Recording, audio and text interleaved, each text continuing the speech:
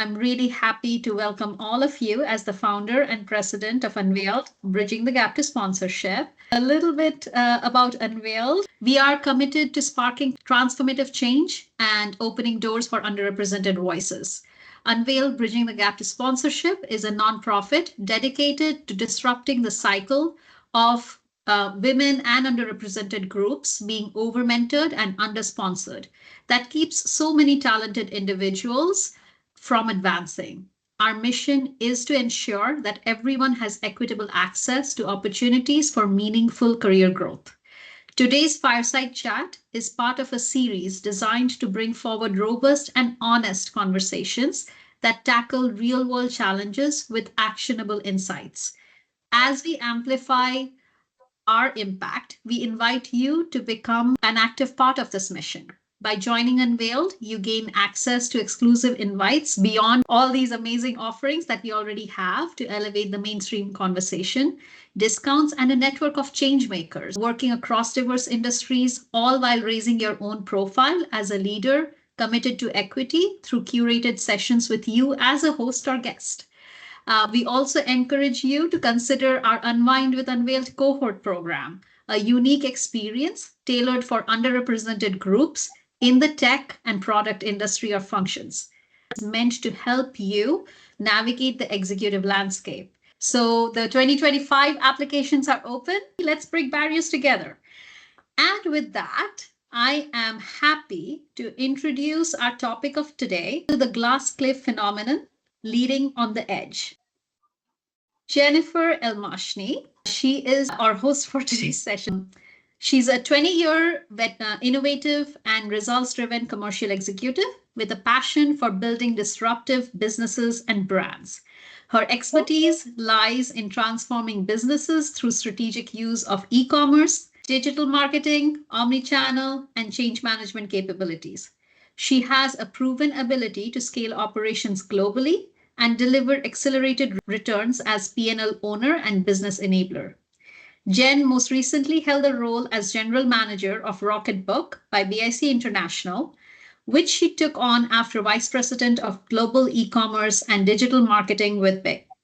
Prior to joining BIC, she held multiple commercial leadership roles in medical devices and consumer arms of Johnson & Johnson, including leading commercial strategy and operations, and was the head of e-commerce and digital.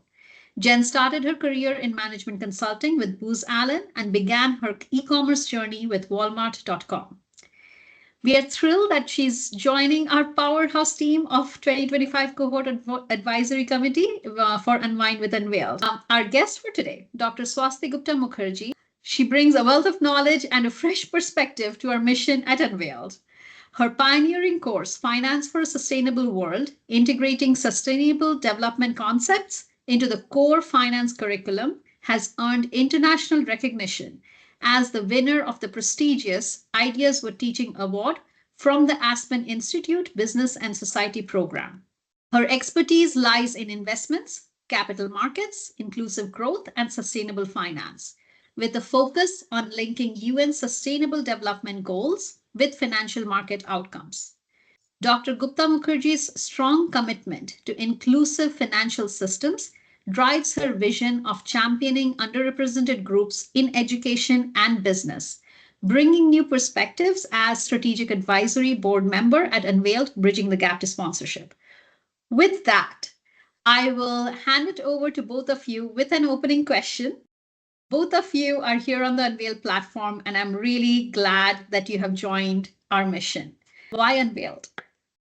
I can dive in. And first, I just want to also say thank you to everyone who's made the time to join the conversation today. I see some familiar names. It's exciting to reconnect, and also many, many new names that I haven't had an opportunity to meet. So welcome to Unveiled. This is my first panel experience. I'm excited to have a conversation here with you, Swasti. And I got introduced to Unveiled earlier in the summer from a dear friend of mine who I worked with at J&J. And what's really interesting and I think quite inspiring, Sahana, about what you've started here is bringing together a cohort of individuals who've been part of some sort of underrepresented group, and I think have aspirations to continue to develop and really understand what could get in the way of helping others or helping ourselves continue to soar and grow in our careers, and also sometimes in our personal lives. So even the conversations I've already had leading up to today, I also really appreciate that this is a platform that allows us to really talk the real, really getting in there, sharing real life examples, and working through them. There's no right answer to any of this. And so, it's power in numbers here. So I'm excited to dive in today. Thank you, Jen, and it is such a pleasure to be in this conversation with you today. My relationship with Unveiled spans over a year now. I am absolutely proud to see how the organization has developed, the people it has helped, and whatever small part that I could play in that journey. So my formal role with Unveiled right now is on the strategic advisory board. So I get to view the big picture as well as get into the nitty-gritty of what exactly this program is doing.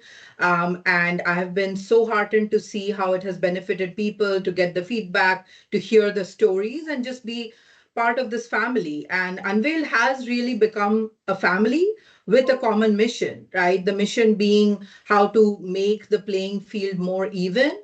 All of us think that both the sponsors and the sponsees have agency, right, to reimagine the systems that are leading to better outcomes for everybody, more inclusive outcomes for everybody. As far as my own individual background is concerned and why Unveiled resonated with me is I started my professional career as an engineering student in India. Oftentimes, I was the only woman in the room in a class of 60 chemical engineers. Then I went into finance. So clearly, I was not really looking out for fields that are known for being very inclusive and diverse. So that's been my career trajectory. And while, of course, in the early part of my career, I didn't know how to frame these thoughts. But over time, the more I saw the reality, the more I experienced the reality, as well as observed what people around me were facing and experiencing. It cultivated what I now get as the genuine appreciation for sponsorship.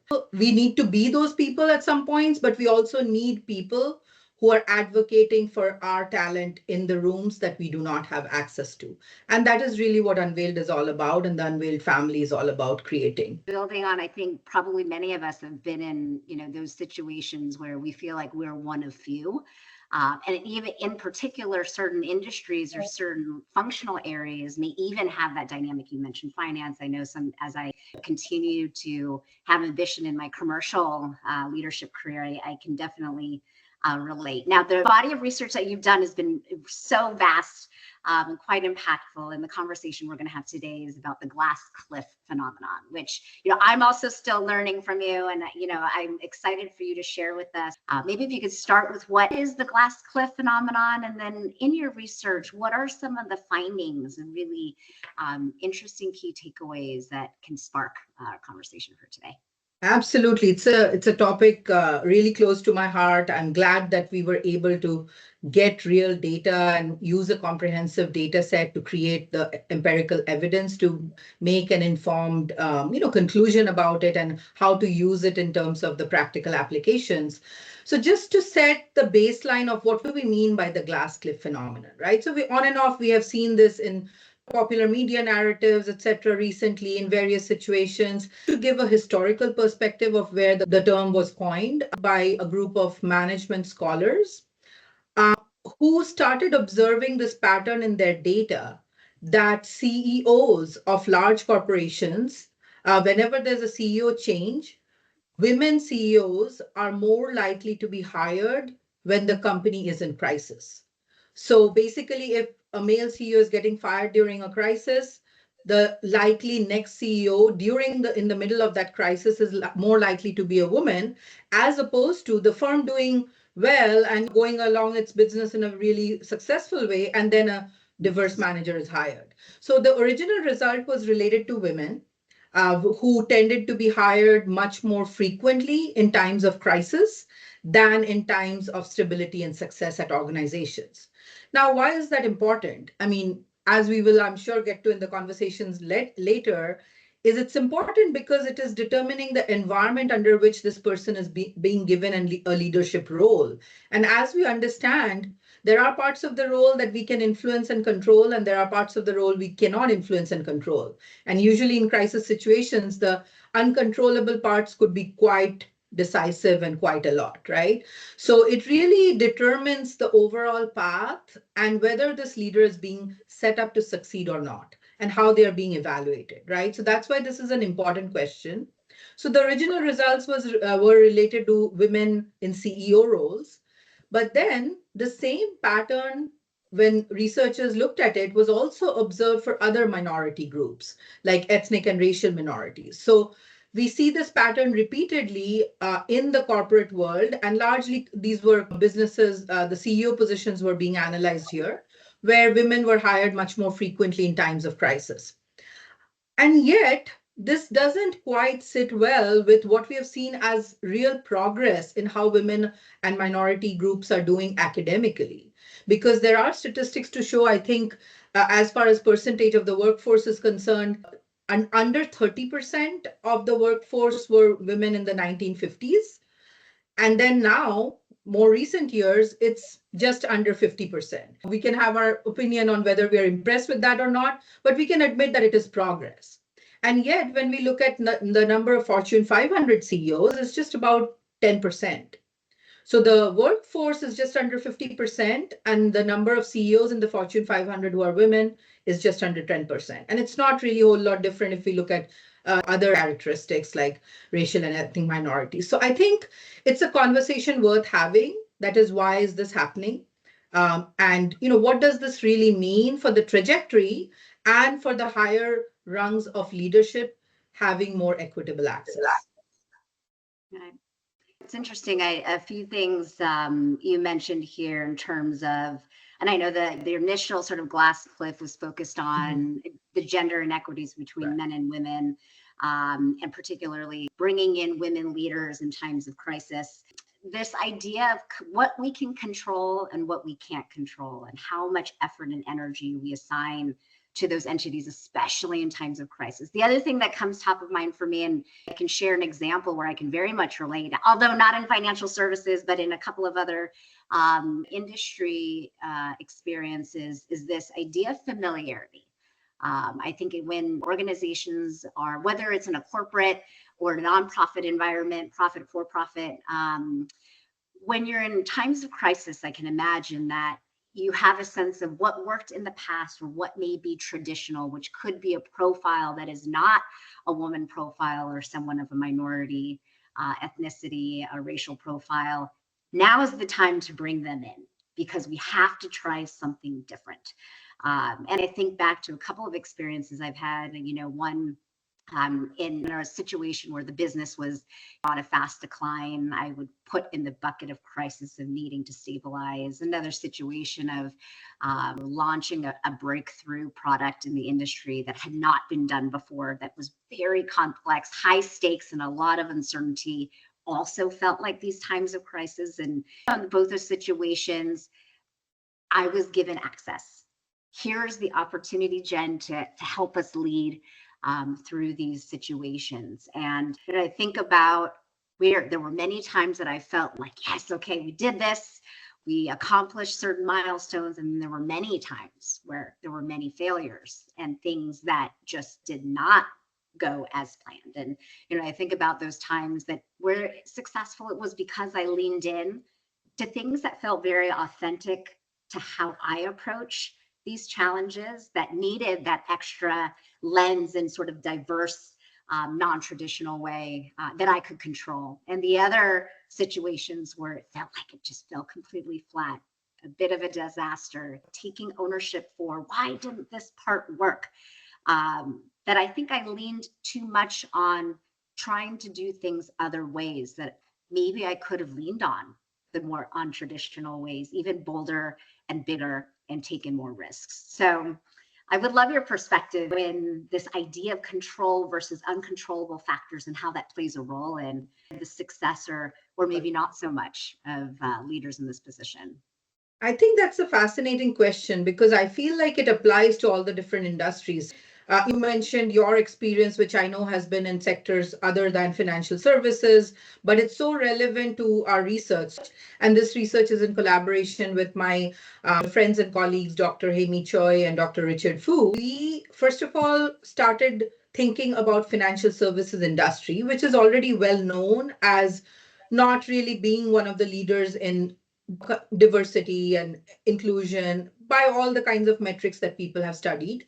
So we certainly have a problem of attracting diverse talent into the financial services industry. The progress has not been overly impressive, or even in the last few decades. Even within financial services, asset management, which is what we study. So we studied mutual funds as an industry which manages trillions and trillions of dollars across the world. We studied that industry and the leadership teams there. And even within financial services, asset management is actually one of the least diverse fields. So, looking at this data that we have, because our goal was okay, fine, we know all these anecdotal stories, we know stories from other sectors, but financial services has never actually been formally studied using big data. So, how can we bring rigorous scientific research methods to address that and study this question, which really relates to a lot of people's lived experiences in this industry, right? So my experience is as a finance academic, I have experienced this too. I've heard anecdotal stories from folks in the industry, in the finance industry. So what we found is when we looked at this large, thousands of funds data on their leadership teams, is the teams tend to be made more diverse when the fund is in crisis. And in the fund management world, in the asset management world, the crisis basically means recent poor performance, poor risk adjusted returns for investors, and also losing capital flows, right? So the fund is losing money, investors are pulling out money. Those are the circumstances where diverse managers tend to be hired. Why is that important? Because those really are the benchmark metrics that this industry uses to evaluate managers. So there, then we can think about exactly your point of what is controllable, what is uncontrollable. Yes, some part of the performance generating returns is in the manager's hands. Some part, of course, is macroeconomic conditions, what the market is doing, setting the right benchmarks, comparisons with other funds, and so on. But then there are other things related to investor capital. When we study that further, that how do these managers perform once they're in their roles? So over the longer term, despite the fact that they're hired in not ideal circumstances when the fund is performing poorly, they tend to not have any significant differences in performance with other fund managers. So they are keeping up in performance over the longer term. Yet, the part that really determines their hiring, promotion, compensation, which is how much money they're able to attract from investors, that is still less than other comparable funds. So I think that was a very key result for us, that they are hired in times of crisis. They still manage to keep up with performance going forward with other non-crisis funds, yet they are not really set up to attract investor capital, which really it creates a path dependence, because then they're on this path where they're at a fund that is not attracting the most amount of capital, which is really what the fund families are looking for, right? The more money they have, the more commissions they earn, and so on. Which really sort of gets at this where things get stuck and it becomes sort of this self-fulfilling prophecy of Right. maybe an organization feels like it's taking a chance and bringing in a diverse talent or leader into a crisis situation, or even in a situation that is stable but doesn't over the long term perform or bring in enough equity into a particular fund. I think these are situations where why and what does it take to break sort of a cycle on the downstream side? First, I think, is access, which is the first part of the equation. Then the other is the performance that builds confidence and it builds pull for leaders of a diverse background. I'm curious, maybe I'm a big believer that these things are really pervasive and tough to crack, which is a signal of there's systems involved that really are very institutionalized, that need kind of chipping away over time, and it takes action. from an individual level, but also in systems. And maybe if we could first look at, I see it as two sides of the equation. First is the access part. So when the opportunity exists, what are those moments and what are those times that need, what's the action that needs to happen in order to give diverse talent the equitable access to these opportunities? And then I'll get to the other part of downstream in terms of long-term performance, progression, retention, conversation. And maybe if we can dissect a little bit this first part. Oh, absolutely. And, I would definitely be also curious to know what you have observed in the sector the sectors that you've worked in based on your experience or experiences of people around you. But basically what the data is telling us is this situation exists, right? And the group that we are looking for, I mean, by all conventional measures of success, yeah, if you're a fund manager, you already are looking successful if you look at the average in society, right? So it at least solves the access part. The part that is missing still from this equation is the equal opportunity to succeed. Because while you can give access to two people to, similar roles, one might be under circumstances that are creating many more opportunities for the fund manager to succeed, whereas the other is a very different kind of playing field where the chances of failure are much higher. So my opinion here is it's totally fine to give somebody the opportunity to manage during a time of crisis, right? Because it could also be a good thing. What is the key to me is whether their performance is being evaluated in a fair way or not, because it should be contextualized, right? Depending on the circumstance in which they were hired, the targets they are set should be very reasonable and achievable, because that's where we are under the high risk of setting targets that are unreasonable. So if a company has been losing money for quarter after quarter for years, are we setting a goal that you have to convert it into a positive number, go from red to green in one quarter? That is not reasonable in most cases, right? So how do we set the criteria, the targets, and how we are comparing their performance to other peers? Those things could really be informed with this data and evidence. Because I think disconnecting from that and looking at it on an absolute basis, that's not really the right way to go about it. To contextualize it within the situation that they were hired, I think could go a long way in at least beginning to address the systemic problem with these things. Right. I think to build upon that, and what you're kind of this nuance of you've been given the opportunity, or the opportunity you're in it, and then the opportunity to succeed. And what are those factors? I think you're speaking to the context of when performance outcome may not result in what was expected. Is Right. the condition set up of one that's controllable, non-controllable? Right. I think the other thing that comes top of mind for me also is, this idea of, if there aren't as many cases of non-traditional, newer ways of approaching a challenge, which maybe a diverse leader may approach in any industry, in any leadership setting. And when that time of crisis, whether it's uncontrollable or things you can control still are not powering through, how do you support leaders that need help?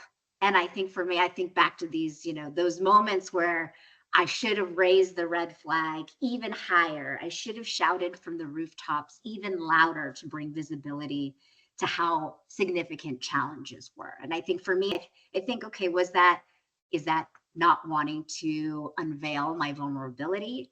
Is that I shouted as loud as I could, but I just couldn't get the right support and action behind me to turn the tides? Or, there's a variety of things that, is it more the individual, or is it also the system that has an opportunity to open up just a bit more and think of that circumstance as well when a leader needs particular support? I don't know if you have experiences yourself or in your field of academia, having that dynamic as well. Absolutely. I mean, I love the way you describe like not raising the red flag high enough.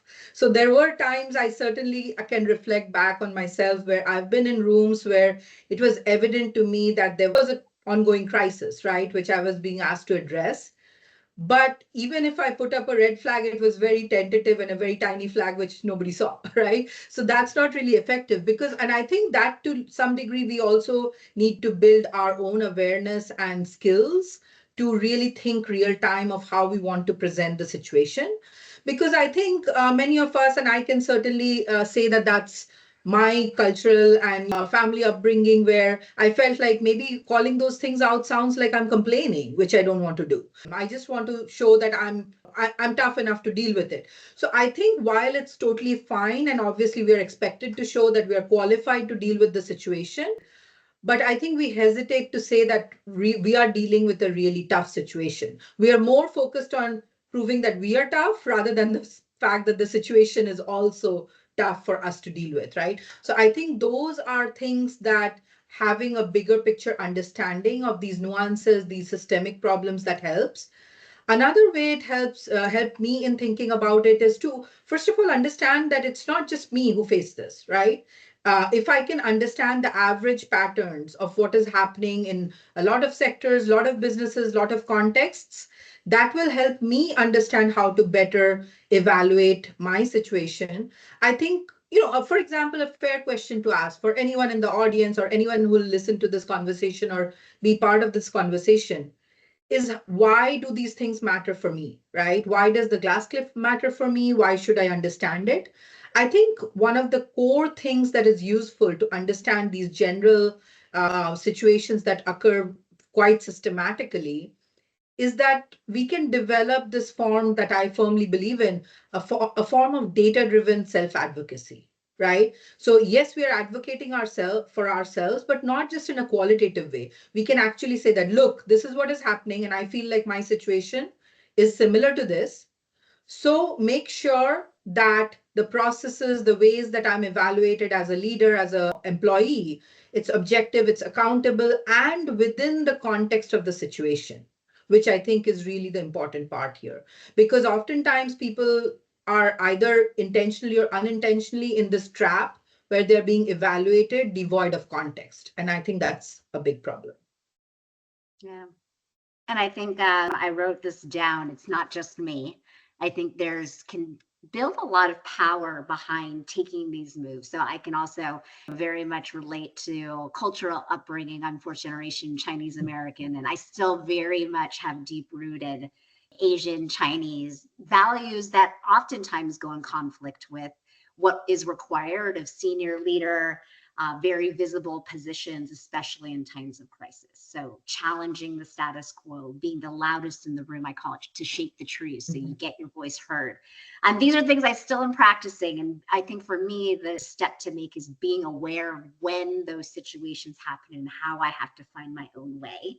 I think the other, side of this, and kind of going back to things in the system that I think warrant us to really understand who's doing it really awesome out there and where there's still gaps in the system on the downstream metrics. So things like progression of leaders of diverse backgrounds or gender inequities, retention and performance of these individuals. I think huge steps and leaps and bounds that I've seen in organizations that I've worked for, like BIC and J&J, who've done incredible work at bringing visible, ambitions of women in senior leadership positions, or giving access to slates on the front end of opportunity. But I'm curious, on the downstream, it feels like there's equal opportunity to bring visibility to how are we doing? How are we doing once these leaders? And if we're not doing as well as what we had hoped or expected in those outcomes of progression, retention, or performance, why? And what in the system needs more support? I would love your Jen, if I can ask you, because given your wealth of experience in these different leadership positions at various organizations, can you share a little bit, maybe some practices that you've seen that work to create more equitable progression to leadership and senior positions, or some practices that were maybe well-intentioned but didn't work or were counterproductive? Any thoughts on that? Yeah. There are many that I think organizations are putting really good emphasis and focus. So I want to start there. I think my time, particularly in large organizations like J&J and at BIC, have done phenomenal things in holding leaders at the highest of levels and director positions accountable to seeing both a demographic and gender shift.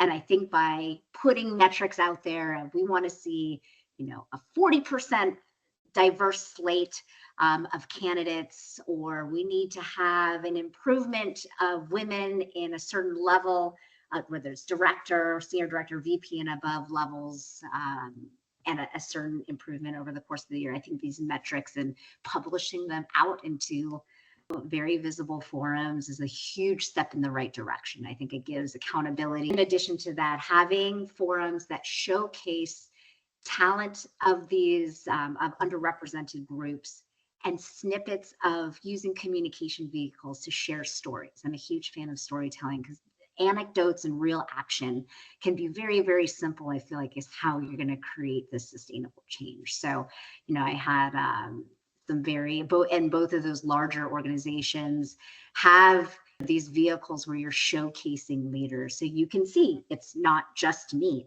it's not just me who's waiting, or it's not just me, and how come I can't see myself being represented, that you can create a sense of visual identity with these stories of leaders who are paving the way. So I think that's where I've seen some really good progress.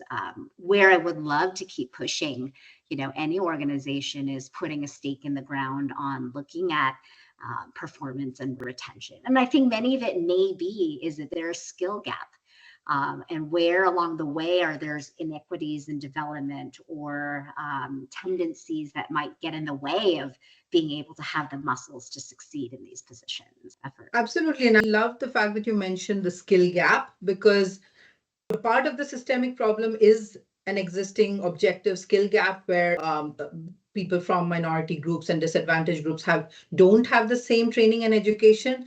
But this also actually reminds me of an Unveiled newsletter from earlier in the year, which actually cited studies which look at wage progression, right? And it was a controlled sample where a group of people, women and men, it was observed what their training and education was. So basically, for the same levels of training and education, their wage progression was observed over the next 10 years, and the women's wages were growing at a much lower rate than the men, right? So we are actually controlling for the starting point, and there we don't have the skill gap, right? It's the same skill set, the same starting point, but then somehow the wages are growing at different rates.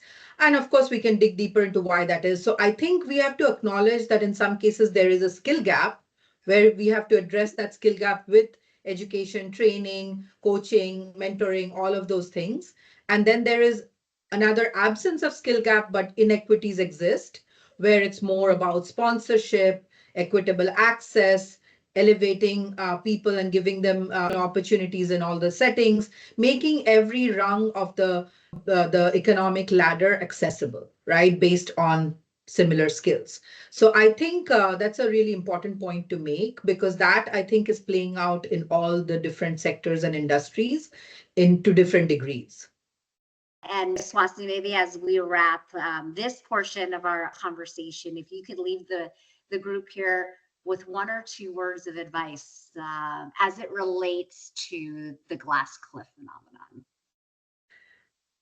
That's a great question. And I think it's also the most practical question, very aligned with the fact that Unveiled always tries to find practical solutions, right? How do we use data? How do we use stories to find practical ways to improve circumstances, right?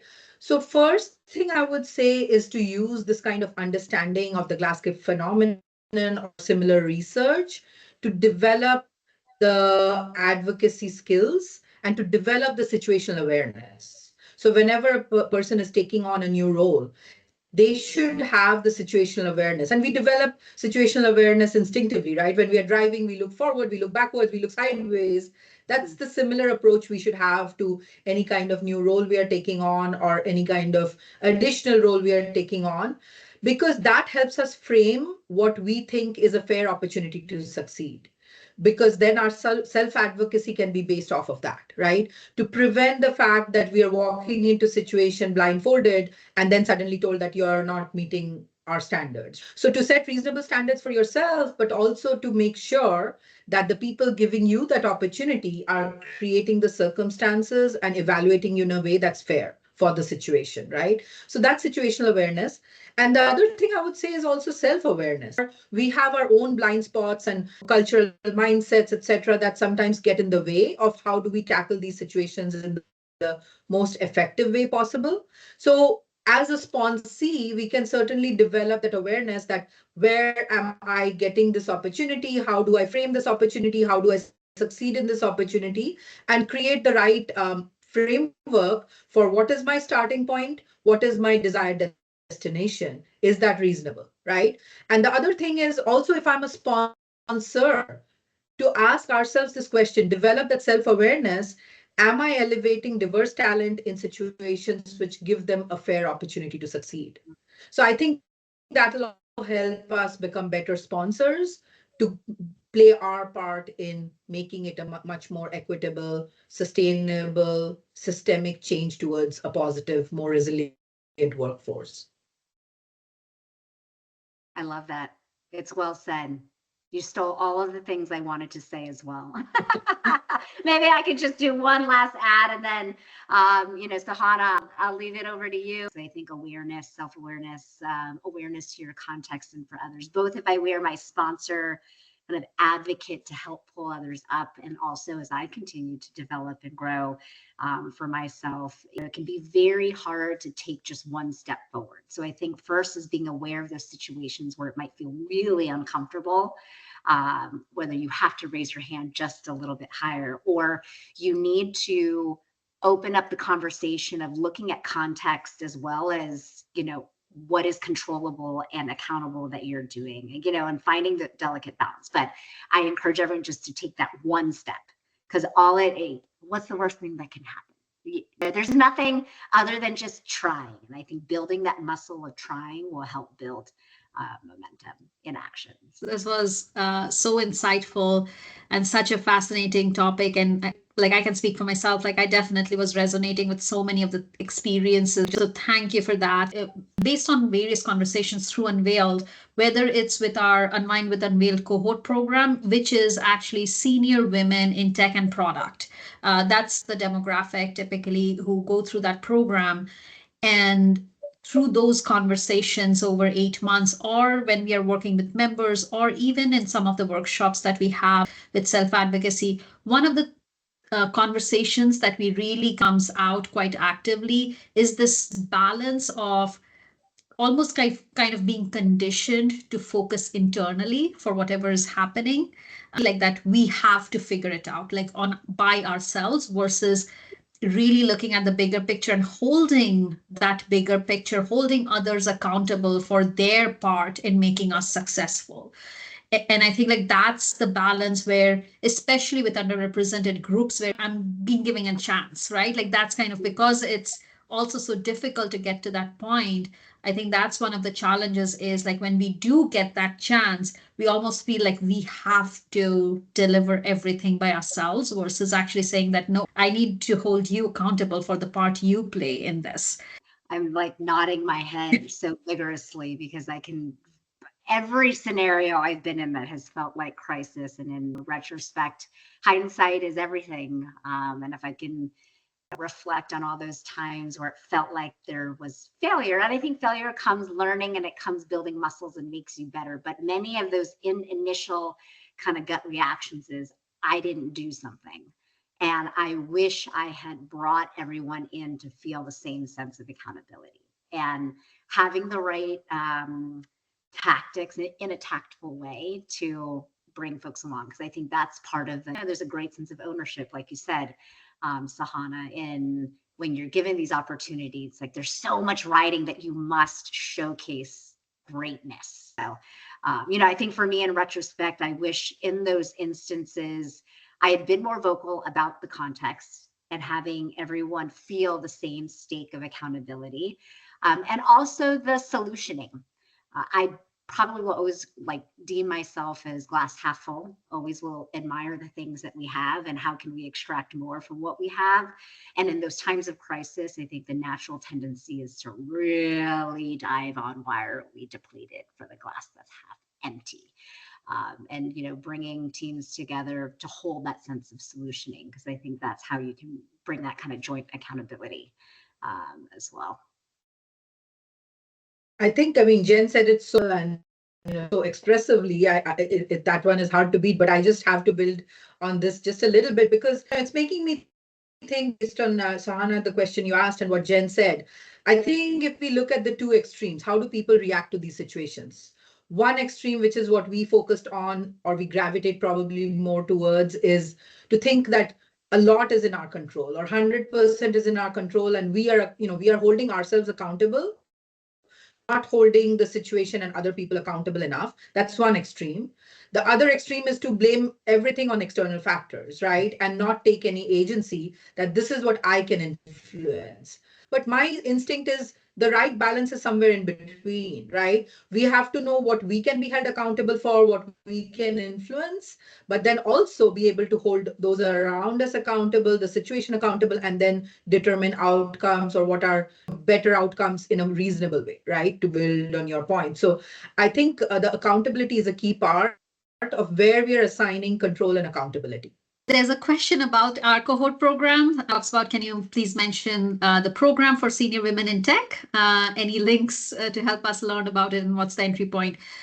So the cohort applications are open. Jen is actually on the 2025 cohort advisory committee, and we have an amazing powerhouse team. So if you are a senior woman in tech and product industry in STEM discipline, check it out. It's on our website. You can go to unveiledbridgingthegap.org/elevate, and you will see even testimonials from our 2024 cohort, as well as some pilot program as well back in 2023. It's so rewarding, the success that we have had in that program. It is a very small program quite intentionally because it's very hands-on. We work through a period of 8 months and monthly meetings as a cohort, as well as monthly one-on-ones with your mentor. It is building out your own strategic plan of how you break the cycle of being over-mentored and under-sponsored, navigating the executive landscape, and ensuring that you have equitable access to opportunities to continue to go through to the C-suite. That's our target. We want to change the how the C-suite looks. I also want to do a really quick kind of announcement. We are very excited for our members. We are going to have a workshop version of tackling the glass cliff. How do you navigate, like strategically handling these situations and really focusing more on the practical ways of addressing that, right? Like when you are kind of given opportunities, how to assess the landscape of that opportunity, making sure that you are positioning yourself the best way. So that is something that's coming in the pipeline for our members for next year, along with our existing workshops as well around self-advocacy and navigating your workplace for growth and things like that. Hi, this is Patty. Can you hear me okay? Yes, we can hear you. Hi, Patty. Hi. Hey, Jen. Thanks so much for inviting me. I'm so happy that that you invited me. As an executive leadership coach, this is a topic that I'm faced with my clients very frequently. And one of the questions I'll often ask when they're challenged with their circumstances, I'll ask, what does full support look like? What does success in this case look like? And by stepping back away from what you've done and trying to create an ideal environment, it can give you ideas for how to attack a situation differently than the way you may have in the past. And it ends up being a really effective tool to get what you need when you know you're not getting what you need. I love that. Patty has used that on me multiple times, by the way. So I have to advocate, and I'm so glad, Patty, that you chimed in here, because it's having a safe sounding board like an executive coach or somebody who you trust in your circle to get that articulate. Because sometimes it's the hardest thing when you know you need it, you know you need help. What does it look like you may have no damn idea. You say, I have no clue, but I know, and getting the help to even articulate that can be really powerful. So, Patty, thank you for. You know, they say it's lonely at the top for a reason. That's why you have to find your people. Yeah, exactly. That's right. Yeah, it's not lonely at the top because everyone decided to be a recluse when they reach the top, right? Right. Great. Love that. There is a saying, Thank you. if you took the elevator all the way to the top, send it down. This was great conversations. Thank you so much. Very inspiring and lots of opportunity to learn and embrace new points of view. So thank you all. Thank you for that. And we want to bring these conversations to the mainstream. We want to really normalize these conversations because that's how we can hold people accountable more and more. So, feel free to engage with us in various platforms, share, talk about this, share about your reactions to this conversation with your network.